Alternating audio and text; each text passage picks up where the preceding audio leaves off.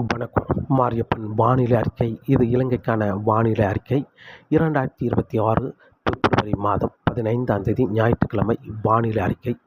வானிலை அமைப்பு இலங்கைக்கு தெற்கு பகுதி முதல் சுமத்ரா அருகே ஒரு நீண்ட சுழற்சியாக, இணைப்பு சுழற்சியாக இருவேறு காற்று சுழற்சிகள் நிலை கொண்டுள்ளது. இந்த நிகழ்வுகள் ஒன்றிணைந்து மேற்கே முன்னேறி வரும். இந்த நிகழ்வுகள் மேற்கே முன்னேறி வரும் பொழுது அதிகபட்சம் குமரிக்கடல் வரை முன்னேறி வரும் என்றும் எதிர்பார்க்கிறது. மேலும் ஒரு நிகழ்வு பிப்ரவரி 17ஆம் தேதி வர இருக்குது. அந்த நிகழ்வும் இந்த நிகழ்வோடு ஒன்றிணைந்து இந்த நிகழ்வு குமரிக்கடல் வழியாக மேற்கு நோக்கி பயணிக்குமா அல்லது குமரிக்கடல் வரை சென்று மீண்டும் மன்னார் வளைகுடாவில் நுழைந்து வங்கக்கடலுக்கு சென்று மீண்டும் வடக்கு நோக்கி பயணித்து செயலிழந்து மீண்டும் தெற்கே முன்னேறி வருமா என்பது வரக்கூடிய நாட்களில் பார்க்கலாம். ஆனால் இந்த நிகழ்வால் இலங்கையில் வரும் நாட்கள் மழைப்பொழிவு அதிகரிக்க வாய்ப்புள்ளது. இன்று பிப்ரவரி 15ஆம் தேதி இன்று பெரும்பாலும் வட மாகாணங்களுக்கு குளிர் இருக்க வாய்ப்புள்ளது. பெரும்பாலான இடங்களுக்கு குளிர் இருந்தாலும் இன்று மதியத்துக்கு பிறகு ஓரிரு இடங்களில் மழையும் கிடைக்க வாய்ப்புள்ளது. பெரும்பாலும் இன்று தம்புளைக்கு தெற்குள்ள மாகாணங்களுக்கு தான் மழை கிடைக்கும். அதேபோல் இன்று இந்தியா பாகிஸ்தான் விளையாட்டுப் போட்டி நடக்க உள்ளது. இந்த விளையாட்டுப் போட்டிக்கு லேசான இடையூறு கொடுக்கும் விதமாக அந்த இடங்களில் லேசான மழைப்பொழிவு இன்று கிடைக்க வாய்ப்புள்ளது மாலை இரவு நேரங்களில்.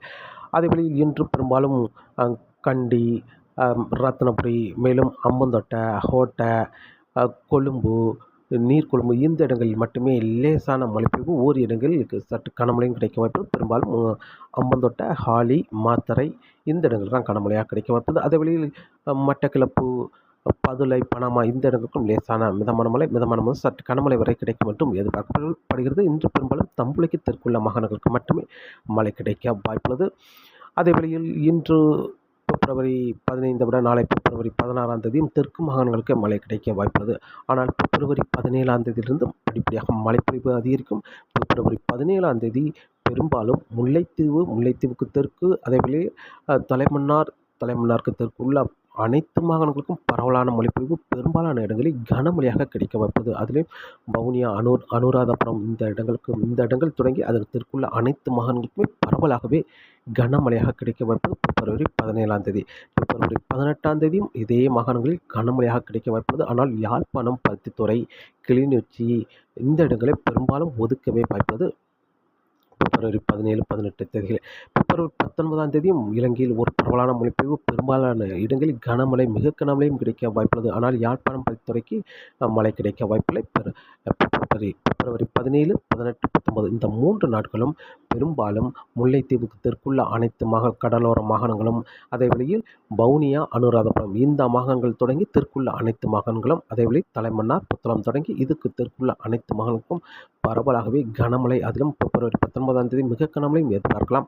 பிப்ரவரி 20ஆம் தேதியை பொறுத்தவரை யாழ்ப்பாணத்துக்கு மழை கிடைக்க வாய்ப்புள்ளது. யாழ்ப்பாணம், பருத்தித்துறை, கிளிநொச்சிக்கும் லேசான மிதமான மழை கிடைக்கும். ஆனால் தெற்கு மாகாணங்கள் முழுவதுமே பரவலாகவே கனமழை, மிக கனமழை வரை கிடைக்க வாய்ப்புள்ளது பிப்ரவரி 20ஆம் தேதியும். பிப்ரவரி 21ஆம் தேதி நிகழ்வு இலங்கைக்கு மேற்கே நிலை கொண்டிருக்கும் என்பதால், குமரிக்கடலில் நிலை கொண்டிருக்கும் என்பதால் பிப்ரவரி 20ஆம் தேதி இலங்கையில் அனைத்து மாகாணங்களுக்குமே பரவலாக கனமழை, ஓரிரு இடங்களில் மிக கனமழையும் எதிர்பார்க்கலாம். பிப்ரவரி 20ஆம் தேதி. 21ஆம் தேதி. பிப்ரவரி 22, 23 தேதிகளில் இலங்கையில் அனைத்து மாகாணங்களுக்குமே எந்த மாகாணமும் ஒதுக்க வாய்ப்பில்லை. அனைத்து மாகாணங்களுக்கும் பரவலான கனமழை கிடைக்கும். ஓரிரு இடங்களில் மிக கனமழையும் கிடைக்க வாய்ப்பது பிப்ரவரி 22, 23 தேதிகளில். பிப்ரவரி 24ஆம் தேதியிலிருந்து இந்த நிகழ்வு நகரவை பொறுத்து மழைப்பொழிவு அமையும் என்றும் எதிர்பார்க்கப்படுகிறது இலங்கைக்கு. இந்த நிகழ்வு மேற்கு நோக்கி பயணித்தால் தொடர்ந்து பிப்ரவரி 24, 25 தேதிகளில் மழை கிடைக்க வாய்ப்புள்ளது. ஆனால் இந்த நிகழ்வு மன்னார் வளைகுடாவில் நுழைந்து மீண்டும் வங்கக்கடலில் இறங்கி வடக்கு நோக்கி பயணித்து மீண்டும் தெற்கே முன்னேறி வரும்பொழுது மீண்டும் மழை கிடைக்க வாய்ப்புள்ளது பிப்ரவரி 26ஆம் தேதிக்கு பிறகு. ஆனால் இந்த நிகழ்வு நேரடியாக மேற்கு நோக்கி பயணித்தால் தொடர்ந்து பிப்ரவரி 24, 25 தேதிகளில் மழை இருக்கும் என்றும் எதிர்பார்க்கப்படுகிறது. இந்த நிகழ்வு நகர்வை பொறுத்து இலங்கையில் மழைப்பொழிவு அமையும் என்றும் எதிர்பார்க்கப்படுகிறது. ஆனால் தொடர்ந்து பிப்ரவரி 17ஆம் தேதி தொடங்கும் மழை பிப்ரவரி 23ஆம் தேதி வரை மத்திய மாகாணங்கள், தெற்கு மாகாணங்களுக்கு கூடுதலான மழைப்பொழிவு கிடைக்க வாய்ப்புள்ளது.